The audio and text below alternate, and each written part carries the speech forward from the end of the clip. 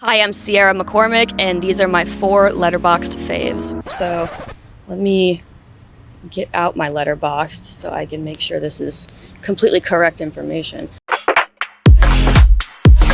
So my first favorite is The Cook, the Thief, His Wife, and Her Lover. Probably one of the more recent additions to what I would consider like the canon of my favorite movies of all time. It rocked my shit. Honestly, one of the most mind-blowing cinematic experiences. It's like very me movie, honestly. It's like very tailored to everything I love. God, the cinematography and the art direction, the costumes, oh my fucking god, the costumes. The performances all around are so wonderful, and I could watch that movie a million times. And then my second favorite is The Passion of Joan of Arc. I actually have a Passion of Joan of Arc tattoo. I have one tattoo, and it's a reference to that. That was kind of the beginning of my journey into exploring silent film, because up until then, my perception of silent film was definitely more on the sort of over-the-top slapstick side, the Harold Lloyd and the Charlie Chaplin, stuff like that, Buster Keaton. And not that those aren't great, but when I watched Passion of Joan of Arc, I was blown away by how naturalistic and touching and raw silent film performances could be. Always and forever inspired by The Passion of Joan of Arc. If you had held a gun to my head for the last 20 years and made me pick a favorite movie, it would be Blade Runner. I remember just watching that movie for the first time. I was probably 11 or 12, and it was such a formative experience for me, not just with the performances, but the world building and the beautiful, just Tarkovsky-esque sort of cinematography, and the way that the smoke and the cigarettes billow in that movie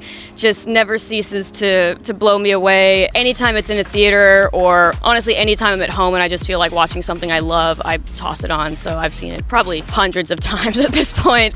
And I know it's supposed to be this apocalyptic, awful version of Los Angeles, but for some reason when I watched that movie the very first time when I was a kid, I just was so distraught that I couldn't live inside of it. And then my final 4th favorite is a movie that I actually watched when I was preparing for Vast of Night, because it's one that Andrew Patterson, the director, and I talked about some, and it's Sexy Beast, the Jonathan Glazer movie. Love that movie. It's equally as inspiring as it is kind of comforting. There's something so very early aughts, late 90s about it. The movie has its own language. There's just a rhythm and a musicality to the way that the characters all speak within this universe of Sexy Beast. I watched it for the first time, part of it on a plane, and I had been on a long flight, and I was trying to decide what to watch, and I was like, oh, I've always wanted to see this. And then I started watching it, and 30 minutes in, I stopped it because I was like, I need to go home and watch this. I cannot finish this movie on a plane. It's too good. Oh my god. The minute I landed, I ran home, and I was like, I need to finish this movie. And so then I I watched the rest of Sexy Beast. Do you know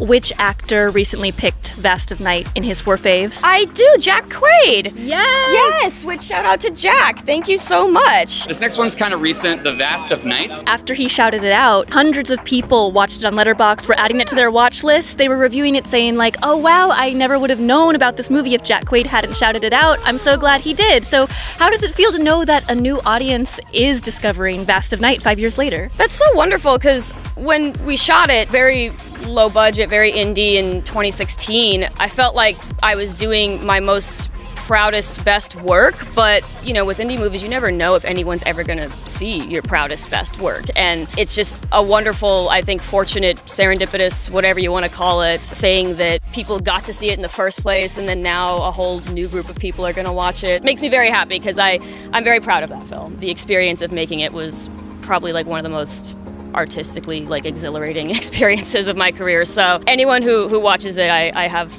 a lot of love. Thank you.